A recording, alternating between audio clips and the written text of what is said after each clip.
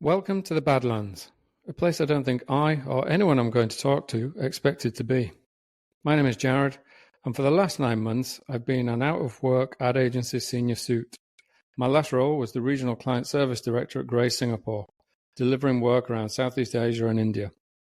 I returned to London last year, fully imagining I'd been in another agency fairly quickly, as had been the case over the last 2 decades, but not so much this time. So I found myself wandering the Badlands. In these 9 months, I've noticed a few odd things in our industry, and I've also noticed a surprising amount of ex-colleagues and clients all in a similar position to me. So I thought it might be helpful and maybe interesting to talk to some of these people, to see how they're doing, discover their experiences, understand what they're looking for, and maybe shine a light on them and their talents. But most importantly, check in with them, as it's a lonely experience being in the Badlands. So please welcome Chris Wall. Chris is a highly experienced head of creative/creative director, and Chris and I actually worked together nearly 15 years ago. And since then, he's gone on to work at some of the biggest and best agencies in the world. However, like many other senior and talented creatives, he is in the Badlands, having been made redundant in April this year.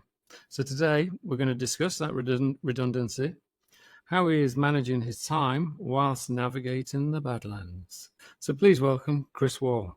Chris, how are you? Fucking redundancy is a shit word to have to live record. Anyway, Chris, how are you? Redundancy. Chris, how are you? I'm not bad. I am sort of trundling forwards is probably the best way to describe it. Yeah, I was at a barbecue last weekend and I hadn't seen someone for a long, long time. And they were like, "Oh, dude, what's happening?" I'm like, "I'm surviving, not thriving," was my just knee-jerk reaction, which I thought was pretty apt. I mean, I'm super conflicted about the when people ask me this anyway, because it's like I'm spending a colossal amount of time with my kids, which is amazing, and also nightmarish in equal proportion. Yeah. But it's like I'm good. It's just I think when it comes to I'm still unpacking everything to do with Career the stuff that comes with redundancy. Weirdly, on one of the episodes that I did with Anna, she talked about how your job is weirdly a huge part of your identity. And as soon as it's gone, there's a weird so what do you do? Well, I work in advertising. Oh, really? Well, not at the moment. You know what I mean? It's such a weird, it's such a loss of a descriptor of oneself when you're chatting with people. And I think it's a real thing, that kind of loss of identity. You start then reassessing, well, actually, what am I doing? What do I do? I mean, I listen to that and I think certainly from a creative's perspective, right? And I find the term creative problematic sometimes, in terms of like it's got this thing attached to it that basically in advertising we sit at the intersection of art and commerce, and like if you're an artist, your biggest problem is like writer's block, or like I just don't want to make or do anything like that. Whereas commercially, a creative's given a task and a job and a thing to answer, and when you're not working, that tap gets turned off. Yeah. And I think a lot of creative people who are used to being hand-fed the problems and don't have an endeavor that they just do outside of it are the ones that struggle the most. Actually, I think certainly if you paint or if you write, and weirdly enough, I think since finishing work, I was like, okay, the only way out of this is to work. So, I mean, I'd written kid stories before, and I'm kind of in the process of writing I've written 3 kids books, and I'm in the process of having one illustrated with a friend of mine called Claire Scully, who's a brilliant illustrator. If you don't know her work, go and look it up. It's fantastic. And I think I kind of almost quite quickly got to a space where in my head I was like, I've got to chase something down to stay sane, because that itch has to get scratched, I think, for creative people. I completely agree, and I love that we've decided talking about all of this. But one thing I like to do after my little rambling intro of you, I think it'd be good to give all the listeners the full-on kind of Chris Wall bit of a career summary, and then we can really Sure. get into it. But I think it'd be good for people to understand who you are and what you've been doing, and kind of why you're in the Badlands. I've touched on it, redundancy, and you can always say as much and as little as you want about it, but I think it's good. Weirdly, there's a lot of people affected by that type of thing at the moment, so it's quite a familiar story. I've just recorded one this week with the head of digital marketing from Ted Baker, which obviously that brand wrapped up in the last couple of weeks, and Yeah. yeah, so she'd been in the Badlands since March, since it was announced, even though she'd officially didn't finish till the other day. But yeah, So yes, redundancy is a thing. I forgot that was where we should start. So It's anyway, all right. No, yes. it's my job. It's not your job. It's my job. So yeah. So so my career has been an interesting one, I guess, in terms of I started, and I'll try not to make this war and peace, because I have jumped around a lot in my career, and I've listened to your other podcasts, and some people have sort of touched on like, oh, I've done everything, but I think I ended up in a space where I touched almost every part of the comms funnel, and that was by design rather than by accident. So I started in traditional non-scripted television, and I worked for a company called Remedy Productions, doing music TV, and loved it. Then kind of that came to a close quite quickly, which was my first brush with like not working, in terms of, you know, anybody who's worked in broadcast, you get commissioned. If you don't get commissioned anymore, you go find another job. So the program that we worked on didn't get commissioned. I then moved to help set up a company called My Beautiful City Productions with a guy called Robin Scott Lawson, which is still going today. And I jumped from music TV into programming music events and kind of helping organize music events, which was great. And it kept me close to music, which at the time was the thing that I really felt like that's where I wanted to be. I wanted to be in and around that industry. And then out the back of that, I was kind of working sort of hand to mouth, and I thought, I've got to get a proper job, because I was out of university and I was like, this is great, but it's like I'm doing cool guy parties. I didn't really see an end point. So I then took a job at a company called Extreme Information, which published Contagious Magazine, The Real, which is now Shots Mag.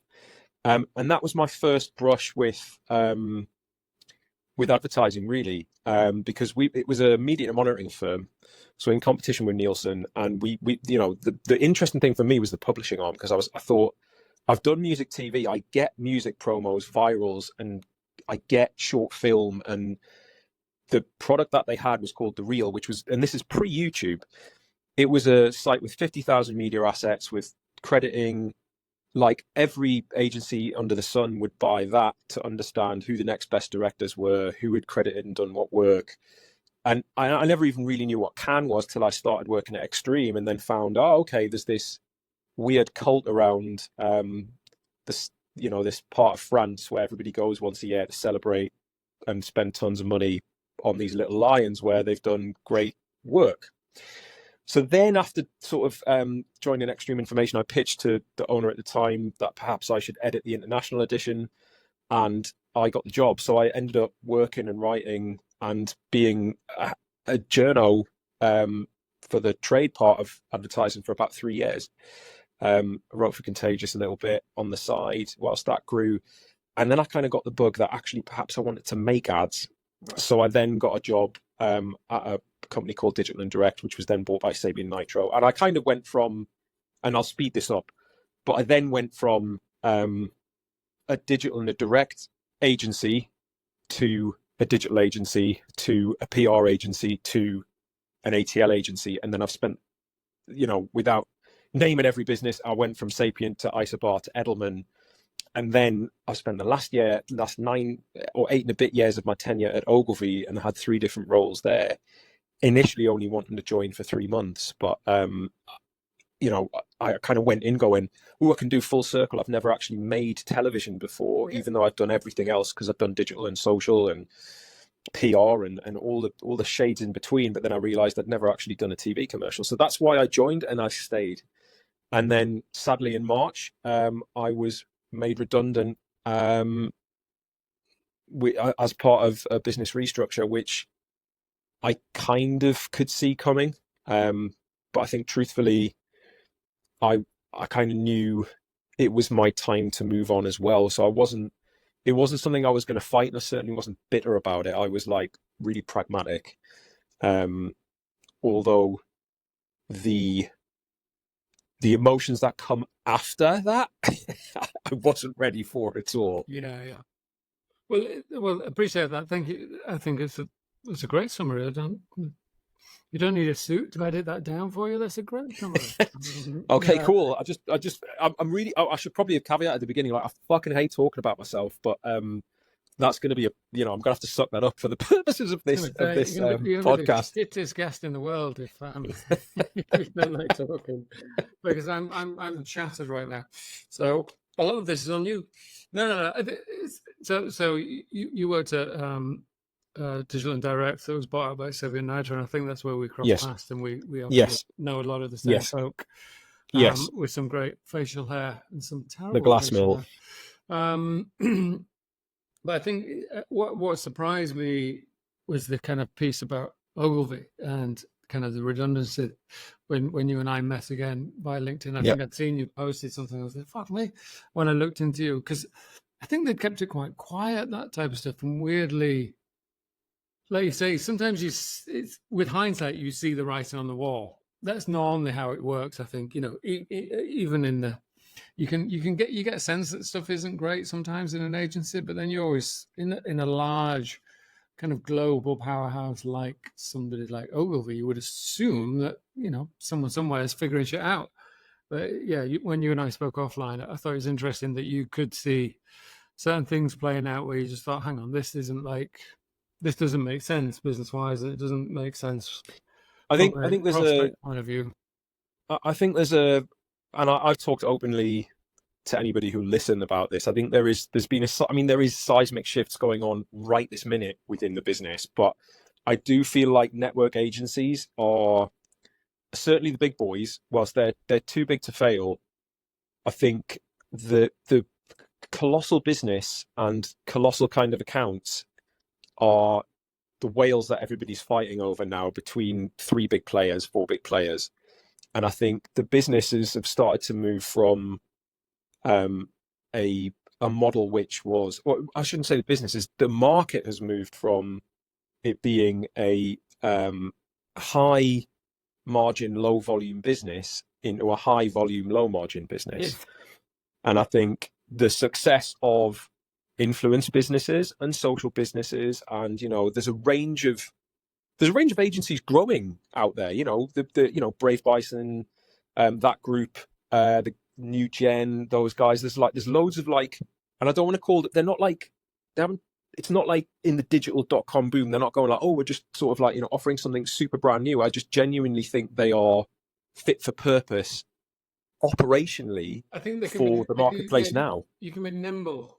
Right. And I think they've been able to be nimble and adjust to market conditions. And I think I think they're nimble, adjust to market conditions, and actually they're not obsessed with television, which sounds a terrible thing to say, but there are production companies out there who they are primarily producing for YouTube because 50% of YouTube's consumed on telly. So a lot of businesses are going, well, let's just commit to that. We don't need to do Clearcast. We can get in the eyeballs that we need. And I think the reason I'm banging this drum, by the way, as well, is because I started my career in social. We've always been the poor cousin. And I'm kind of a little bit smug about the fact that the chickens have come home to roost a little bit now. And now it's kind of like just agnostic videos. Like you make it and it's good enough for YouTube, odds on you can probably elevate it to television. And I think a lot of brands want that shaped work. No, for sure. I've largely spent my career being very channel agnostic. Like, I don't give a fuck. It doesn't really matter. No. I think it's like anything. You've got to touch people exactly where they are, and you can find them where they are, given time of day, given time of behavior, or whatever it is you want to talk to them about. There's going to be certain times to talk to people in certain areas, and I think that's half the challenge these days.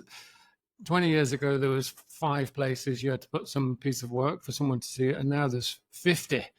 And it needs millions of different versions, and it needs millions different of iterations. And like you say, the kind of models change dramatically. And I was at Grey, obviously part of WPP. Ogilvy is part of WPP, and I worked with some of your Ogilvy cousins out in Singapore, and they're doing very well out in Asia. They have a good footprint out in Asia, but the kind of clients that you touched on it, and I've seen it firsthand, the kind of big global clients, the airline or FMCG or tech, they largely don't care about the brand of the agency. It's the network that has to be able to deliver in 30 markets for them in 28 different languages. So network models and network propositions are the thing that they need. And so you start to see that kind of play out a lot more on a global level for sure. The challenge, or the downside of that, is there are regional and local ramifications to business decisions being made at a global level. And redundancy tends to be the hammer that is used to change the direction of particular global business. And it's happened to a friend of mine at an agency here in London. She worked on the European arm of some global business. Some decision was made by someone else in North America. All of that business has been taken to North America. Nothing to do with performance, nothing to do with her team, just a global business decision made to kind of satisfy a global client somewhere else that's never met or knows anything about the people working their tail off in London. So it happens all the time. And I think some of the other agencies talking about, if you're not susceptible to that level of change or that level of kind of craziness, then you can see why some of the independents are having a little bit of joy at the moment, because there's such changes and shifts at a global level and the big network level. I think Omnicom have just announced Omnicom advertising, haven't they, today, with UBO and TBWA all now forming part of Omnicom advertising, headed up by Troy. I can't remember his surname, but it was the TBWA chairman for a while. So again, just another big global network ad agency. The brand names will disappear, I think, over time. It's like, who's your ad agency? Omnicom Advertising or WPP Accenture. Yeah, it's like, just insert big name here, which is sad, but like I say, I think it's the way it's going. The redundancy at Ogilvy, look, it's you don't need to go into details on it or anything, but you mentioned the writing was on the wall. Was that just, in your opinion, slow to change, or reluctant to change, or clients not asking the agency to do the thing that you were good at? Like, because you'd think Ogilvy have always been at the forefront of stuff, right? And so it's surprising that they're not handling. I mean, it's an extraordinary business, and I think from my end, how can I put this? The global leadership change that happened probably 3 or 4 years ago, there was a mandate to have the One Ogilvy protocol, which the business went through, where we were pulling all the P&Ls together. It was going to be a collegiate environment where everybody worked together, which I genuinely believed in. I think we then had a global CEO appointed who was from an Accenture style background, and he pushed the business towards it being more of a consulting business, and it didn't work. And then what happened was they reappointed somebody really hardcore advertising back into the business, and then the mandate was, okay, this is the direction of travel. We're going to go back to selling specialisms again. And I think realistically, like, my wheelhouse and my the part of the business that I was part of and had grown and had kind of been with, and my reputation was attached to, was within the social space, and that got basically scattered back into other parts of the business. It was no longer a P&L. We became specialists within the business, and I think, unfortunately, the money talks, bullshit walks. And that was the bit where I was like, okay, autonomy disappears when the money disappears, and your sort of like element to be your ability to actually navigate some of the stuff you need also disappears. And I think that was the bit where I was kind of like, okay, they've made a decision to do this at a global level, and it's going to go in line with the rest of the global structure. it actually really neutered our competitiveness in the UK marketplace, because our perception was that we weren't a specialist anymore. We were a generalist business that could do social as part of delivering ATL or consultancy or PR, which a lot of clients do want to buy. And I guess, there's probably a new business strategy somewhere that that's what they were following. But we had not, 7 or 8 pure play clients, which we were delivering through the line for. And the end of the day, that was a decision they made, and that's what happened. So I think that's fundamentally why I'm no longer part of the business, I guess. But at the same time, I think from a personal perspective, I was pretty much like, okay, you're in the rearview mirror now. I'm moving on. I don't want to dwell on what had happened. Whatever, it's not personal. I was like, fine. I'll put a pin in it and we'll move on to the next thing. Which I think is kind of healthy. But also I kind of realized that I was then going to unpack that for the next sort of 2 to 3 months afterwards.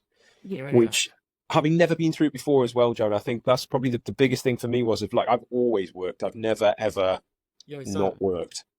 So somebody sort of saying like, cool, you finish, on this day or whatever.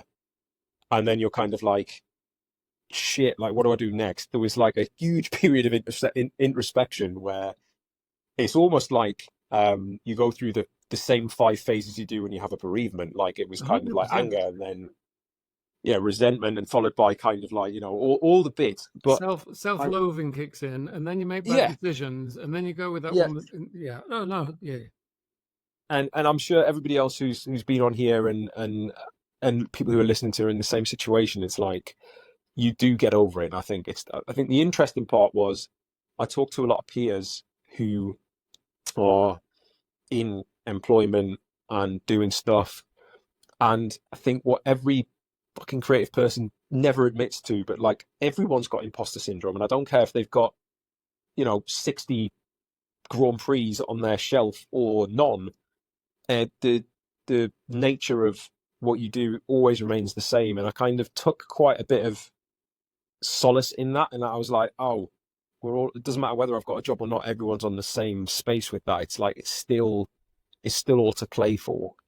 So I just try to bottle up a lot of that stuff and use it as rocket fuel to do whatever's coming next. Well, it's really important to kind of have that attitude. I think I think there's a natural arc, and it probably comes up most episodes. Like you say, the kind of grief is a good example of it. But yeah, there's the kind of weird bewilderment. How did this happen? And then you're in that kind of phase of, all right, now shit. Okay, I just need a job because that's what I'm used to doing. And then weirdly, you kind of get used to not having a job. It's like anything, right? You adjust. We adjust to it, even though it sucks and it's not necessarily nice. And I guess if the wolf isn't at the door financially, then you've got a little bit of breathing room, and it's more of an existential like weirdness, not going to the office, not kind of being busy, which you're so used to. And then finding the thing that kind of keeps your brain active and keeping you going is a vital part to job hunting, because you can easily fall into a bit of no, I'll only talk about me. I fell into a bit of a funk about it, a bit like, that self-loathing. You kind of, well, maybe I can't get a job. Maybe I'm done, real doubt, negative. It's because I wasn't doing anything. So a big part of starting the Badlands was because I'd be having these random conversations, and then it, like you say, that kind of project mentality and doing the thing that kind of fuels you every day is so important. Yeah. I think it was Hegarty who said, "Do interesting things, and interesting things will happen." And it's, you touched on it at the beginning before we followed the structure, Chris. Classic creative. Yeah. Sorry. I'll start at the end and work backwards. Typical creative. Well, it's just you're a maverick. You're a creative maverick. You write the script backwards. We end on it. And it's true. You've got to keep yourself sane in order, because weirdly there's so much serendipity attached to job hunting that you almost need to be match fit, to steal other analogies. If someone calls tomorrow, then you need to be able to go, right? It's given the state of the market at this moment as well. We won't have the luxury of a nice easing into it, kind of 3 months, this, and it'd be like, no. Businesses are tight and everyone's operating at highly strung levels. So I think you need to keep yourself match fit. So finding stuff to do like that, I think has been vital. Like I've probably done more account management doing this Badlands podcast than I have done in 15 years from a day-to-day managing, given the seniority of which I've risen to. And I'm the worst client in the world, is what I've worked out. So I'm kind of learning all the time, which is been great for me to kind of keep match fit in case something comes along. So how have you been handling once you've got over the kind of, oh, this is weird? What have you been doing, and how are you finding job hunting? Like, are you? So job hunting is a grind. I am actively out there. I mean, I was fortunate in that I had a couple of consultancy gigs when I came out working with a guy called Milan Thacker, he's a an events consultant, and I did some work for Leeds Castle, which was cool. Not in Leeds. It's not in Leeds. No, it's not in Leeds. It's in the outskirts of Kent, but it's kind of like, I was sort of conducting a meeting in about social media in a room that like had a king's toilet in it and stuff like that, like bizarre. So I've done a couple of things, but it's been slow, and I think the like job hunting and applying for jobs is a colossal grind, and I think pretty much everybody who's been on your podcast anyway sort of said the same thing. I think the like etiquette from places is all over the shop. And I don't know when it got worse, but it's definitely, you get a lot of cookie cutter responses with the I think the biggest trouble probably for everybody is that you get no haptic feedback at all. So you're kind of wildly sort of punching in the dark, and you're kind of going, if I get no response, why? Is it because I'm awful? Was it like, is there something missing? Is there a a formula that I'm not getting? Did they get it in the first place? That's my basic. Did I send exactly? It? Yeah. Did it go through? And I got kind of like quite militant about being like, okay, the subtle art of not giving a fuck is really important here. You just kind of like do it and move on, rather than dwell on it. Because I think like day 1 and 2, I was like just staring at LinkedIn and like staring at kind of like email inbox, like, am I going to get a response? And then I was like, okay, this is a marathon, not a running race. Cool. But the I think that part, employers and certainly talent management teams and people out there, they are the arbiters of like a lot of people's sort of like sanity, whether they know it or not.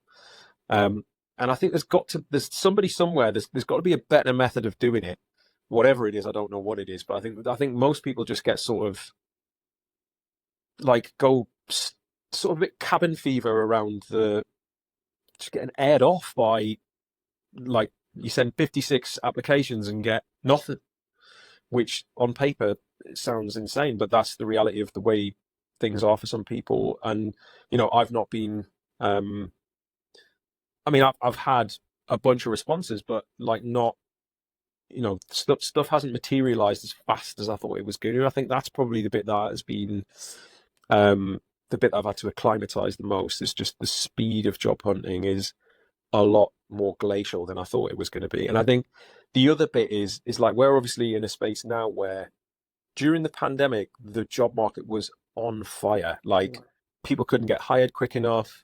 There was like real sort of like, it was a talent-led market.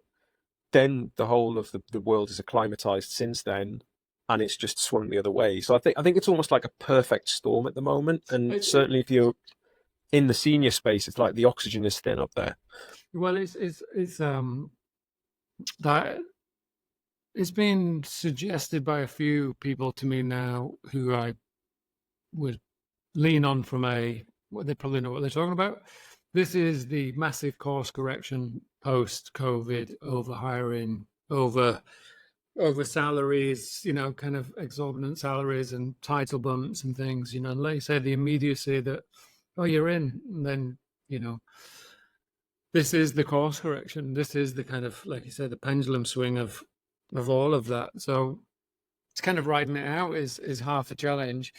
On one of my episodes that I did with my old boss, Phil Dearson, where he talked about AI, he gave some glimmer of hope from a seniority point of view. He thinks he genuinely thinks that there'll be a need for senior folk to come back into the market when AI is becoming the go-to tool, because you're going to need subject matter experts to be able to execute the solutions that AI are kind of speeding up or adopting, or however you're using AI in your particular industry.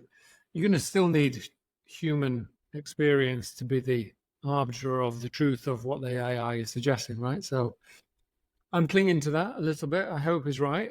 Makes sense. I think it's all very well having technology, but if you have people there to kind of moderate it and look after it and give it the human touch, then it goes awry quickly. We can go deep on AI if you want. I think that the fundamental bit for me about all of that is it's like it can't do anything original. So you automatically, everyone's going crazy about, I can type something in and get a video that looks like drugs, but there's not been a real commercial application that has been crafted and done to a point where I'm going to say this, there has been examples of really good stuff, but it's had huge amounts of human interaction. So it's not going to be a case of, this is going to take, all of the jobs. I think at the minute, actually, what's happening is it's the sheepdog, right? But there's a lot of people chat crap about it. No, for sure. Phil's point of view was AI won't take your job, but someone who can utilize and embed AI into their daily, going about their job, that person will take your job, because it's a new tool that needs integrating into most businesses, right? It's going to. So I think we probably both use it, right? And I don't know. Again, this is like a hot tip if anyone's listening. I mean, I use it if I'm going away, on holiday, for example. Give me a spreadsheet with places to go for my family with six adults of this age, blah blah blah, and it will just knock out, like, with links, like everything that you need. It's almost becoming the new way to sort of, like, I mean, when Google happened, everybody was like, oh wow, like the internet at your fingertips. This is like interpretive in a way that allows us to be more rapid at executing what we do day to day, which I think most sort of creatives are kind of like utilizing it day to day. Yeah, I heard a fascinating story, an agency using it as a means of getting out of the way 2 or 3 shit ideas for a pitch or a brief, as in, because obviously sacrificial lambs. Yeah, well, it's coming from existing data, right? So it's coming, the results are coming from things that exist, and it's the generative AI is pulling from. So therefore, if you ask it a certain thing, what should we do with this particular brief, and it brings back some suggestions. It's based on lots of versions of that, right, that it's interpreting and giving back in your particular instance. So I've heard of an agency use it as a means of going, well, that's what not to do, because that's what's already out there. Do you know what I mean? Yeah. Which is a really brilliant use of it, I think. It kind of, you can probably skipping a few bad presentations, internal presentations that are showing shit that you shouldn't be doing. So, yeah, the obvious stuff we can kind of, and again, there are, the flip side of that is there are bits of performance-based sort of end of the funnel stuff. AI is amazing at it. Nobody really honestly wants to sit there and go, can you write the copy for 56 conversion sort of lines? Yeah, of course. Yeah. It's like, why, like there's no fun in that. And I think, that bit we can give to the machines quite happily and go like, well, it'll find the best way of doing this for us. But the core sort of like fun part of the creative process is still going to remain with human beings for now. I think Till they all come and kill us, because like I do believe like the machine's going to get us. But anyway, that's for a different podcast. Well, Phil and I did joke that it would be smart to use please and thank you with ChatGPT now, because it's probably I teach my kids to ask Alexa and like all of that stuff. Not that we've got it in the house, we don't. But it's like, I'm like, just say please and thank you, because it'll remember, like it remembers everything. Exactly. There's a list somewhere, right? There's a list somewhere. Yeah. There's a database It's somewhere. not like us. Like we just forget that stuff. Like any, I often watch like the YouTube videos of them like kicking over sort of like, a military dog or whatever. And I'm like, it's going to remember that. Like Yeah. if you've committed it to digital memory, like you're screwed. Yeah, for But sure. it's a bit Black Mirror, but yeah. A little bit. So in terms of, you're having the gamut of range of drama with feedback and all that type of stuff. It's kind of all out there now, that level of insanity. It's not something we need to talk about in that sense. One thing I keep seeing though, which just touching on it, is kind of in-house talent teams kind of making a bit of a plea going, look, we can't get back to you all because we've got 600 people have emailed about this particular job. And I kind of want to say, well, use fucking recruitment agents then, who will cut out 500 of those people who are wrong and just bring you 30 people that are brilliant, and you can review, you know what I mean? Like moaning that the process is shitty, that the process that they've chosen by, cutting out third-party recruiters. I'm a bit like, well, that's, you've made that For me, I think, I don't know about anybody else, but it's like, I just think the process needs to be quicker. Like people just need to know straight away, like I'm not in the running, so they can move on. But sometimes it takes weeks and weeks. Like there's a bunch of stuff that I'd applied for like months ago that I'd already moved on from, but it was like, oh, okay, right, cool. But no, I had that. I had that on Monday, Bank Holiday Monday. I got an email from a brand. Sorry, having reviewed all the things, we've decided to move forward with some other candidates. And I was generally going, I don't even remember applying for that. What? Maybe they've got that wrong. But I mean, the other bit is like the responses are totally cut and paste as well, right? It's everyone does the same thing. They go, "It's a sorry, you're very interesting, but we've decided to move with different, like blah blah blah." Which again, to my point earlier around sort of feedback, it's kind of like it's fucking useless. Like you might as well just go no, and leave it at that. Like I almost get more irritated by the fluff that comes with it because I'm like, it's all bollocks. Like you actually just say no. That's okay. We're not made of glass. But like you're wasting my time by giving me War and Peace, which says nothing.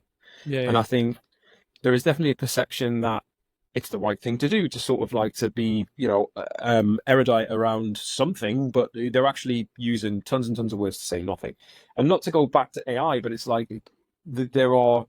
And I don't know if this is nonsense or not, but there is a whole bunch of people, in the world of LinkedIn that are saying like there are the tools that people are using in the talent recruitment process to kind of tick the box of sifting through all this stuff. So it's almost the interview process and the sort of like application process is becoming like an exam in terms of you'll get ticked for writing your name. You've got certain keywords in your cover letter and stuff like that, which I find slightly terrifying. If that's true, but I kind of go, well, it's no longer about people. That's the That's the problem. That's not about the exactly. Person. That's not. It's nothing to do with is Chris Wall personality-wise, is he a good fit for the clients? Would he, is he a good leader? That's just a side-by-side A/B testing, right? It's just which I think is genuinely the major problem at the moment. And I mean, as somebody who writes or started my career kind of writing primarily, I find myself whenever it's a cover letter, I'm like, I'm gonna do this and I'm gonna write it bespoke every time, and that's the bit that takes the time. And I don't see that as a problem because I kind of go, okay, it's another chance to write something fun and talk, tell a little bit, show people about myself without telling them, because I think there's nothing worse than being like, I've done this, I've done that, but actually, inject a little bit of personality or something in the hope that they read it and go, okay, I want to know more. Which I guess when you break it down is the entire sort of interview process. It's all about pulling somebody's eyeballs towards you that they go, oh, I'd like to know more about this person, so that you can actually, cross the boundary and have a legit conversation with somebody.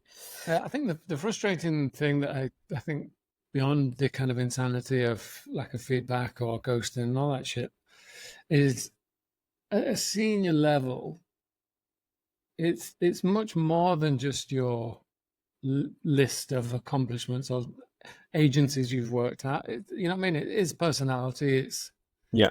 It's style. It's experience in dealing with a challenging client or you know, and you can't write that down. You can't No. explain that. You can't.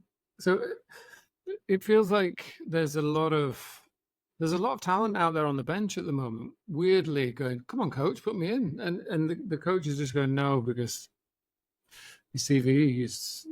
You know what I mean? It's like Yeah. I don't mind not getting a job when I've interviewed with a person. Obviously, I mind not getting a fucking job, but it's more like, well, that's fair, that's fine. When it's just a CV, getting a hard no, that's like, fuck me, there's nothing to do with my CV. You know, as in Yeah. you're not hiring a CV. The CV is just a record of you've been employed at places. Do you know what I mean? It's just Yeah. a series of dates and names. It's irrelevant how you come across, how you interact, how you are with people, how you could handle tricky clients, challenging commercial challenges, or changing landscape. All of those things would only come across from interviews, and I think that's the bit that I know a lot of senior folk, myself included, are really frustrated with. Not even getting Yeah. a chance to chat is the biggest challenge. And then when you're in the chat piece, that's then down to are you right? And that's fair. Then I think that's a fair fight. I don't think the lobbing of hundreds of CVs at a, let's face it, a recruiter friend of mine, actually, she was saying, what you might find is the internal talent teams are quite young, and they won't see a 40-year-old skill set as relevant necessarily because that person is 25 or 26, and all of a sudden, there's a bias attached to it. So there's a weird kind of age things that comes into it as well. I'm just fucking moaning now. I'm just tired because I played golf this morning. I'm just tired. Well, I think look, there's always been an inherent ageism within the business we work in anyway. Like, I think that's been a known, an acknowledged thing, and there's lots of people that talk about it. And just the fact that advertising is always about the shiny new toy. Well, what's scary now is I'm now part of the generation that it applies to, and then you never thought you would be. That's the weird thing. Well, this was again like another bullet like that I sort of had to take. I was like, fuck, like I'm 44, like that's really old. Like in advertising years, I'm dead, which was a harsh reality. But at the same time, I was like, I mean, I'm kind of an optimist, and I'm also really sort of like, when things get like that, my attitude is like, oh, fuck you, like I'll show you. Let's have a go. So again, I mean, there are loads of people who are in the business and still relevant and our age, and I think there is actually this, whether or not it's, I can't tell if it's purely because all of the people who worked in advertising, in the Mad Men days, made so much money that they just didn't need to work anymore. Whereas this generation of people in leadership positions they love it, and they want to stick around and still do it.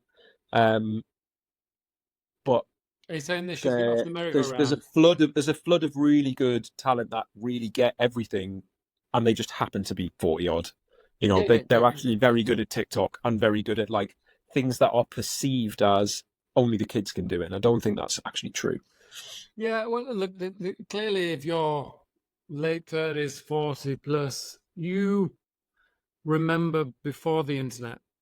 Yeah. Right. And that is the generation that is really, it's the generation that I'm talking to that are open and out of work at the moment, because there seems to be quite a lot of them, which is weird, because it's there's the perception of you don't know X, Y, and Z, or clients only want this. And it's like, well, there are many other things that have to be applied from an experience point of view in order to deliver those things. And I don't know. I'm sure.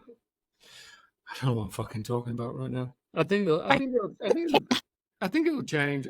I'm too optimistic. I'm not sure my optimism stretches to myself, but I think the large part there will be a correction or a re-establishing of experience in lots of things becomes incredibly valuable when clients want lots of things. When they move away from, like you say, the shiny new things, there's always a shiny new thing. The shiny new things have been, the things that everyone wants to do stuff for in advertising. And you and I worked at Sapient Nitro this similar sort of time, and that was all. We were kind of pitching shiny new things left, right, and center, and the client could.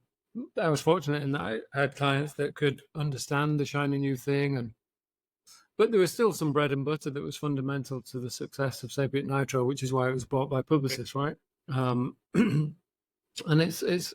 I think that's probably true for all agencies, right? You can do the shiny new thing, but there's got to be underlaid with fundamentals around communication and storytelling, and understanding people and insights. And where you put the thing, I think, it's probably get less and less problematic.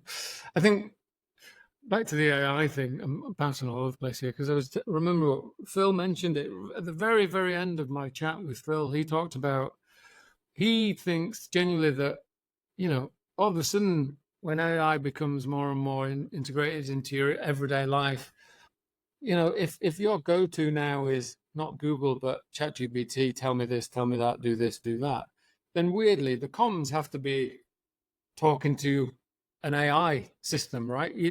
Because it'll be your AI system that retrieves the information and brings it back to you. You might no longer go to said channel and see the thing that's been put out there brilliantly by someone. All of a sudden, if you just use an AI to bring you everything, will we have to start actually marketing and advertising to AI systems, so that in the hope that it brings back your particular thing in its response to you in the query that you prompted it, which I think is super fascinating. It feels a lot like that's the new. It's basically the new breed of SEO. Right. But I think just to totally kind of change course, because I think we talked about machines, but I think the one bit that I've really struggled with, not being in an office and with not the work aside, because you can always make work, and I haven't writing. I mentioned earlier I was writing a kids book. Cool, I can do that, but I've really missed the people, and I've really missed, the team that I had built over sort of 8 years. I'm a huge. It's always been the juice for me. The work is important, but love the people, and I think that's the bit that, from a leadership perspective, I'd always ran my teams that way, and I'd always enjoyed the company of everybody I worked with. I know some people are kind of on the camp of you can't get too sort of friendly with people. I'm not that guy at all. I've always been kind of I want us to do the best work and do it with as much fun as possible and learn as much as we can and grow, because then everybody wins. And I think that's been, because I'm just that type of person, full stop. I'm clearly an extrovert, and I draw energy from other people, and I have just sapped the energy stores of my kids and my partner from the last sort of couple of months. And I think that's it, but it's made it hard. It's made home life quite hard. It kind of the weird part was I was kind of fuck, it's the pandemic again, it's just us four.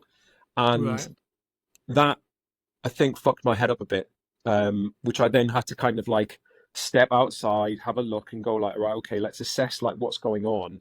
And actually, I can't just draw all of the energy from these 3 people, because I'm gonna suck them to dry. But the vibrancy of an office and kind of having contact with people to work with has been a major thing for me. It's just, I'm still working out what the answer to that is, and I don't know what that can be. Well, the loneliness is a thing, and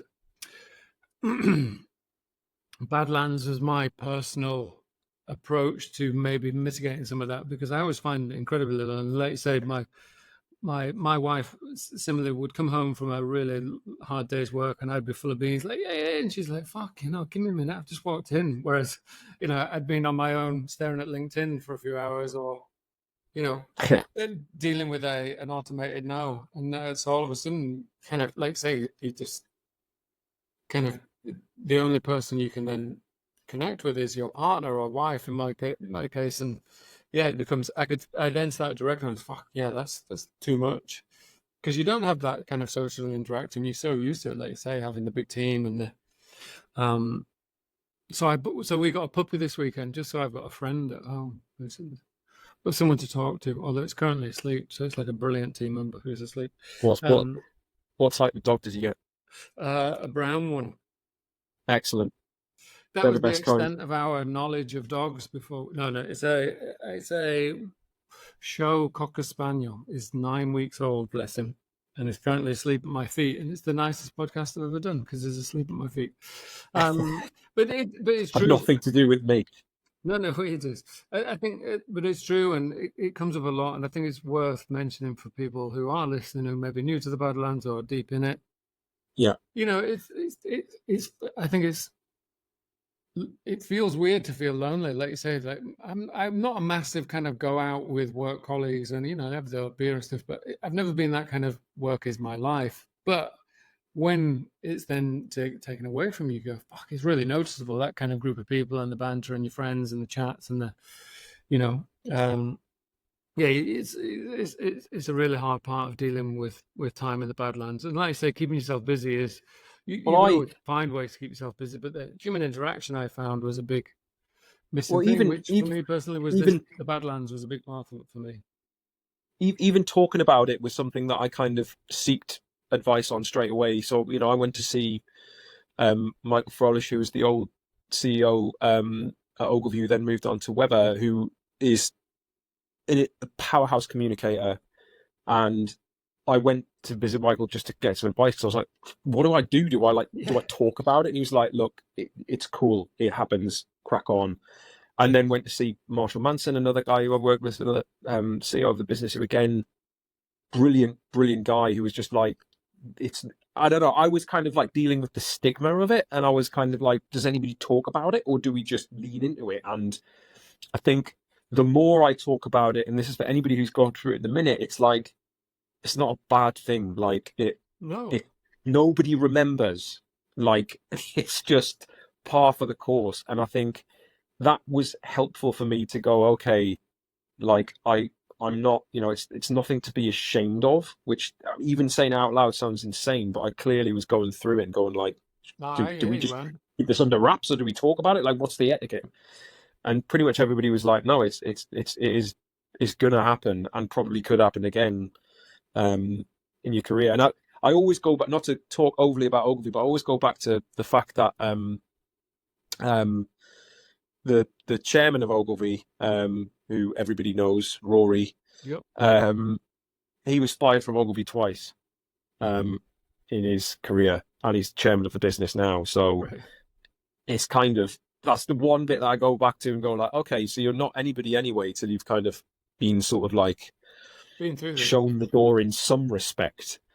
And I think, I'm trying to take it all as you should, from a kind of growth mindset and character building perspective. It's like, you can either lie down and be like, oh God, this is awful, or you just fucking do the reps and get on with it. And I think that's what I'm trying to do. And I think anybody who's struggling listening now do that as well. No, that's a brilliant summary of it. And you're right. And weirdly, there's no linear progress. Some days it's still, you feel a bit lonely and shitty, and then the other days you're up and it's cool, and and I think it's accepting that as well. And for me, the one thing I felt was a little bit of guilt when I was having good days.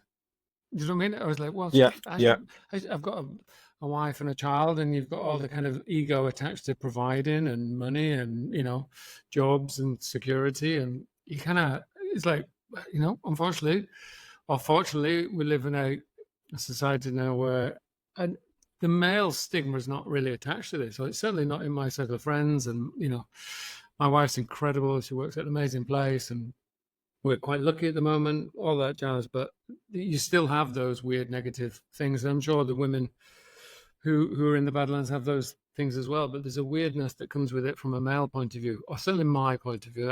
I found it. I think there's something in what you say. I think, as blokes, we don't have um well, when women have children, they hit a career wall, and there's been lots of people talk about it, and it's something that's acknowledged in the business, and it's still not fixed. It's still a problem. Like the inequity that exists with that is bad. And I think, as the classic male privilege thing of kind of like, going through it, and it's a bit like, well, my partner stopped her career twice to have 2 kids, so I need to suck it up and stop pissing and moaning, really, because it's kind of like, it's not that bad. But I do think the just the whole, you touched on ego, and I think very much me putting that in a box and keeping it in check was like, I was a professional arsehole to everybody for like, I think 2 months. And finally, my partner was like, you need to stop this, and you need to fix this, because it's, you're wasting all the time that you have. Yeah. And I was a bit like, yeah, okay, you're absolutely right, as per usual. Yeah. And I think, again, it's kind of like everybody comes to a realization on their own terms, but I wish I'd kind of clocked that earlier, and not felt guilty about having a good day, and actually this sort of like an imperceptible ocean of time that you kind of go, oh, I can do this stuff, I can do other things. And it's not a bad thing to do it, because you're also still on the path of going back to whatever the next part of your career or your stage of life is. But I think we're just almost kind of programmed to be like, we have to be doing. And for my friends who are artists and who kind of like have been in this world the whole time, they were like, just deal with it. Like, it's not a thing. Yeah. So I found myself from multiple situations having tough love thrown at me, but it has worked. Well, I think, like you say, it is ego more than anything, and you can control that. My solution is to deal with my ego and go and play golf, because it's an absolute ego crusher. It just reduces me to a quivering wreck. But Chris, we've been chatting for nearly an hour now, which is, oh wow, I know, yeah. I warned you I can talk. Sorry. No, at all. I think the way I like to try and wrap these things up, because it's weird talking to people all the time who are in a similar position. I was a bit like, well, how many fucking conversations can you have about being out of work with people? But weirdly, every single person, even though there's a lot of themes, each person brings their own kind of perspective and experience to it. So I can't thank you enough for your kind of honesty and openness about dealing with some of the things, loneliness and ego, and how you're kind of managing it. Because it's these podcasts, I know people who listen. I feel like I've treated like a therapist's couch, so I hope that was okay. Well, the thing that I'm discovering through feedback is other people who are in a similar position to you and I, Chris, that might be new to it, or might be early in the process. They take a lot of heart from hearing it, because it's such a weird, lonely experience that you just feel like, is it me? What am I doing? And I think the more and more people that I have chats with, the more people then get a sense of, actually, we're all part of a weird, societal thing at the moment, as the country writes itself and all this jazz. And it's I think it's valuable to hear of other people's experiences. I take something from every single chat that I have with people offline, and then recording these episodes, and I think people who listen to it do as well. So the way I like to wrap up, Chris, is a bit of a try and manifest a kind of way out of this, because I'm a big believer in, the network, and people will be the solve of most of these problems, and there'll be people listening that'll be thinking, me, Chris is amazing at what he does, why isn't it working? Blah, blah. You never know who might hear it and where it might go. But I think the question I like to end with is, do you have an ideal role or an ideal sector, or like a dream thing that you'd love to kind of do next? Because you know what? You never fucking know, right? You never know who's listening. Oh my God. You know what? Even though you told me that this question was coming, I didn't prep for it at all, which is tragic. Right. You can say, no, I don't have one. It's totally fine. I have never ever, like, I've always been a bit kind of, I'll I feel like you're kind of navigating. You ride the wave, or you try and fight the tide. But um, uh, I've definitely got another leadership gig in me, Yeah. and I'm not precious or sort of like I don't have like a laser focused goal on being at this agency or anything like that.